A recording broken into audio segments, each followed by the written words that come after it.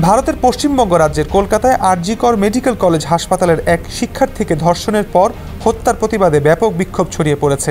এরই ধারাবাহিকতায় রাতে রাজপথে নেমে এসেছেন হাজারো নারী। রাত দখল করো এই কর্মসূচির অংশ হিসেবে 14ই আগস্ট রাত 11:55 কলকাতা সহ রাজ্যের বিভিন্ন রাজপথে নারীরা নেমে আসেন। নারীনেত্রী রিমঝিম সিনহা এই কর্মসূচির ডাক দেন। এই কর্মসূচি চলাকালে আর.জি. কর মেডিকেল কলেজ হাসপাতালে ভাঙচুরের ঘটনা ঘটেছে। বহিরাগতরা সেখানে হামলা চালিয়েছে বলে ওই মেডিকেল কলেজের এক শিক্ষার্থী জানিয়েছেন। তবে এখন তারা নিরাপদে আছেন বলে জানান ওই শিক্ষার্থী।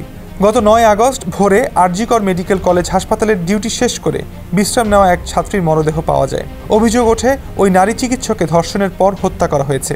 এ নিয়ে উত্তাল হয়ে ওঠে আর.জি. কর মেডিকেল সহ পশ্চিমবঙ্গের রাজনীতি। 14ই আগস্ট বিভিন্ন রাজনৈতিক দল ও সামাজিক সংগঠনের প্রতিবাদী মিছিলে প্রকম্পিত ছিল কলকাতা। সবার একটাই দাবি, দোষীদের শাস্তি দাও, আসল ষড়যন্ত্রকারীদেরও প্রকাশ্যে আনো। কলেজ স্কোয়ার থেকে শুরু হওয়া এই মিছিল শেষ হয় আর.জি. কর হাসপাতালে। কেন্দ্রে ক্ষমতাসীন বিজেপি প্রতিবাদ মিছিল বের করে কলেজ স্কোয়ার থেকে। মিছিলটি আর.জি. কর হাসপাতালে এলে পুলিশ আটকে দেয় মিছিল। এরপরে মিছিলকারীরা হাসপাতালের সামনে সড়কে বসে পড়েন। মিছিলে ছিলেন বিজেপি নেতা দিলীপ ঘোষ, রাহুল সিনহা, সাবেক বিচারপতি অভিজিৎ গঙ্গোপাধ্যায় প্রমুখ।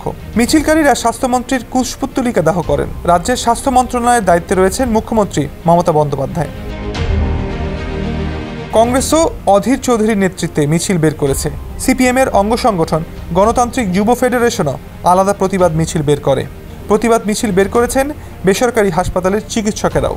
এছাড়া ভারতের সংসদের বিরোধী দলীয় নেতা রাহুল গান্ধীও এই হত্যাকাণ্ডের তীব্র নিন্দা জানিয়েছেন। কংগ্রেস নেতা বলেন, মেডিকেল কলেজের মতো জায়গায় যদি চিকিৎসকদের নিরাপত্তা না থাকে তাহলে কোন ভরসায় মেয়েদের পড়তে পাঠানো হবে। তিনি আরও বলেছেন, ন্যায় বিচারের বদলে দোষীদের বাঁচানোর চেষ্টা করা হচ্ছে। এদিকে গত 13ই আগস্ট কলকাতা হাইকোর্ট এই ধর্ষণ ও হত্যার ঘটনায় দায়ের করা মামলার তদন্তভার কেন্দ্রীয় গোয়েন্দা সংস্থা সিবিআইকে দিয়েছে। এরপর 14ই আগস্ট সকালেই সিবিআই তদন্ত কাজ শুরু করে। তদন্তের জন্য দিল্লি থেকে এসেছে সিবিআইয়ের একটি বিশেষ দল। তারা ইতিমধ্যে ঘটনাস্থল পরিদর্শন ও আলামত সংগ্রহ করেছে।